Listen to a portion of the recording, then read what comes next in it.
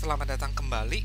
Nah, kali ini kita akan melakukan uji yang sama, yaitu adalah uji multiple mean, namun berbasis teori. Ya, di sini saya akan memperagakan bagaimana melakukan atau menggunakan applet untuk melakukan uji tersebut. Ya, nah saya akan menggunakan contoh kasus yang sama, yaitu adalah ini apakah ilustrasi itu tuh dapat mempengaruhi atau apakah ada asosiasi antara ilustrasi diberikannya tuh kapan dengan seberapa mengerti siswa ya. Nah, jadi H0-nya tuh tidak ada asosiasi, sementara hipotesis alternatifnya tuh ada asosiasi. Nah, karena ini berbasis teori, nah jika ternyata H0-nya ditolak, ya berarti kan terdapat asosiasi antara pemberian ilustrasi dengan seberapa mengerti siswa. Kita juga di sini ingin mengetahui metode manakah yang lebih dominan ya. Jadi metode manakah yang lebih baik dalam meningkatkan seberapa mengerti siswa. Karena di sini kan ada 3 metode ya.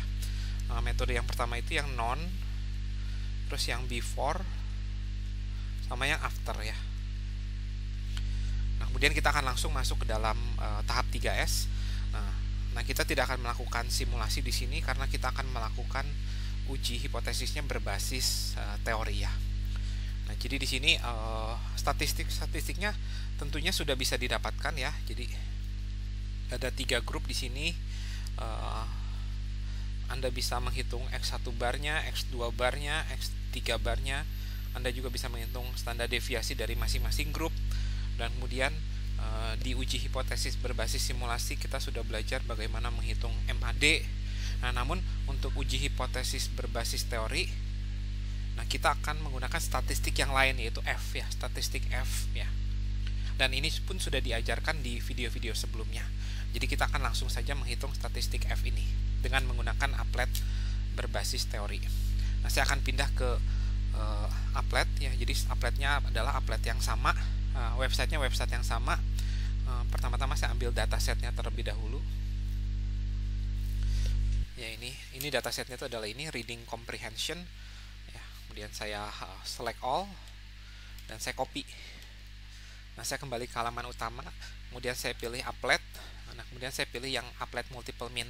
Jadi walaupun kita menggunakan uji hipotesis berbasis teori, tapi appletnya masih tetap di sini ya, gitu ya.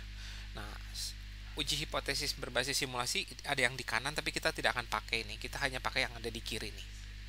Nah, saya clear dulu datanya, kemudian saya paste di sini. Dan saya use data. Nah, di sini terlihat ada 3 grup data ya, gitu. Nah, di sini sudah terlihat statistik-statistik yang saya dapatkan dari setiap grup. Nah, namun kita akan menghitung statistik F-nya ya, yaitu ada di sini ya. F statistik ada di sini, dan di sini F statistiknya itu 10,012 ya. Nah, kita pengen lihat apakah ini sudah cukup bukti untuk menolak H0 atau belum ya, statistik F ini nih. Nah, untuk itu kita harus melihat tabel ANOVA-nya, dan di sini terlihat statistik F 10,012 itu memberikan p-value 0,0002 ya. Nah, jadi p-value-nya adalah 0,002, dan ini jelas kurang dari 5%. Nah, oleh karena itu kita sudah punya bukti yang sangat kuat untuk menolak H0 ya, atau dengan kata lain kita sudah punya bukti yang kuat untuk mengatakan bahwa ada asosiasi antara apakah ilustrasi diberikan dengan, atau bagaimana ilustrasi diberikan dengan seberapa mengerti siswa ya. Selanjutnya kita ingin melihat metode manakah yang lebih signifikan dibanding yang lain. Jadi saya kembali ke applet di sini, dan kemudian saya bisa pilih yang ini ya, 95% confidence intervalnya. Ini saya copy aja dulu nih di sini.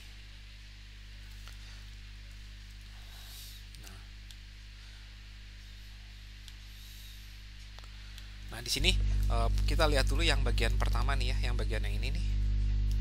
Nah, ini adalah mu after dikurangi mu before. Dan ini adalah ada di interval minus 2,6 sampai minus 0,88.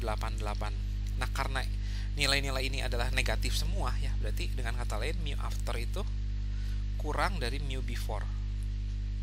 Dan kita tahu bahwa mu itu tuh adalah tingkat mengerti si siswa gitu. Oleh karena itu mu before jelas lebih baik dibanding mu after. Atau dengan kata lain, metode memberikan ilustrasi sebelum teks diberikan itu lebih baik dibandingkan ilustrasi yang diberikan setelah si siswa itu membaca bacaannya. Berarti lebih baik before gitu ya.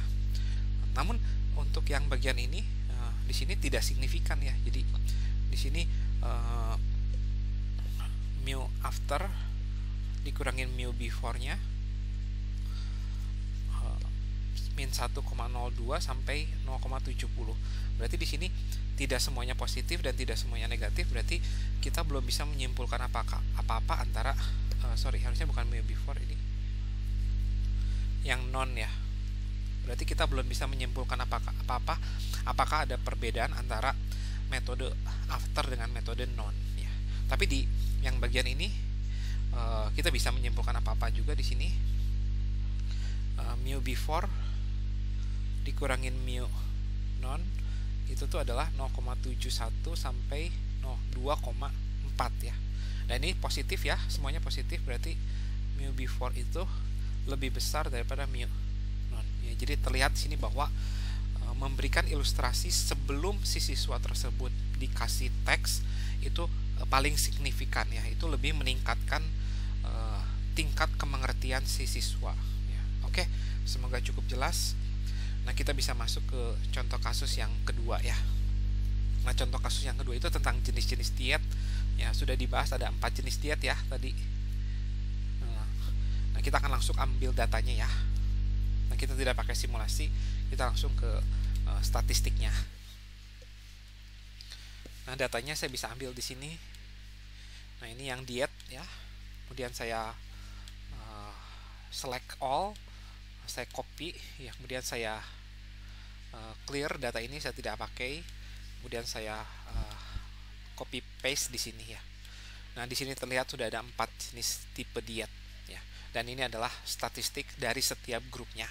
Namun lagi-lagi kita tidak pakai statistik dari setiap grup, kita pakai statistik F-nya 3,8 ya. Nah, kita pengen tahu 3,8 apakah sudah cukup bukti untuk menolak H0 atau belum ya. Nah, di sini saya tutup dulu ya. Nah, untuk melihat apakah kita sudah punya bukti untuk menolak H0, kita lihat ANOVA table-nya, dan di sini p-value-nya adalah 0,0106.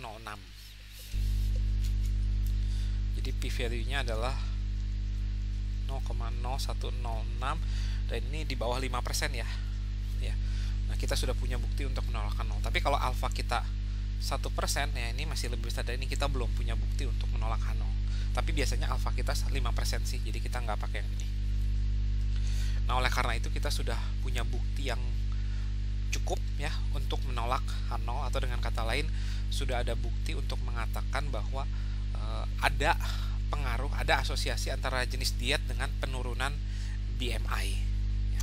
Nah, sekarang kita pengen tahu nih jenis diet manakah yang lebih baik atau lebih buruk dibandingkan yang lain ya. Untuk itu kita harus lihat confidence intervalnya. Ya, saya centang ini dan kemudian saya coba copy paste dulu ya di sini. Nah, di sini saya besarkan. Nah, di sini kita cukup lihat yang ada bintangnya saja ya, yang ini dan ini nih. Nah, berarti dengan kata lain diet tipe Atkins ya itu lebih unggul dibanding yang lain ya. Kenapa? Karena mu Atkins ya dikurangin mu zone ya, ini tuh negatif tuh ya. Jadi semua nilainya itu negatif nih. Ya, semua nilainya negatif, berarti kan kurang dari 0. Berarti mu Atkins kurang dari mu zone. Atau dengan kata lain, penurunan dari si mu Atkins tuh lebih baik dibandingkan mu zone ya. Kan ini penurunan BMI, berarti yang lebih negatif tuh yang lebih baik ya. Begitu pula dengan yang perbandingan antara Atkins dengan Ornish dan Atkins dengan Learn ya. Itu semuanya nilainya negatif semua ya. Oleh karena itu mu Atkins itu kurang dari mu Ornish, mu Atkins itu kurang dari mu Learn. Berarti dengan kata lain diet Atkins itu yang paling baik dibandingkan diet yang lain. Sementara kalau kita lihat dari yang ini nih ya tidak ada yang semuanya negatif atau semuanya positif, berarti kita belum bisa menyimpulkan apa antara dia tipe zone, dia tipe Ornish, dan dia tipe learn. Oke, itu adalah di sini saya sudah memperagakan bagaimana menggunakan applet untuk melakukan uji hipotesis multiple mean berbasis teori. Ya, semoga cukup jelas ya. Nah, jadi kita applet yang dipakai adalah masih applet yang sama ya. Namun untuk berbasis teori kita bisa pakai ANOVA table dan ini. Ya, untuk sementara kalau uji berbasis simulasi kan kita pilih shuffle ya di sini. Sekian video tentang bagaimana menggunakan applet. Nah, kita bisa masuk ke topik selanjutnya tentang uji korelasi.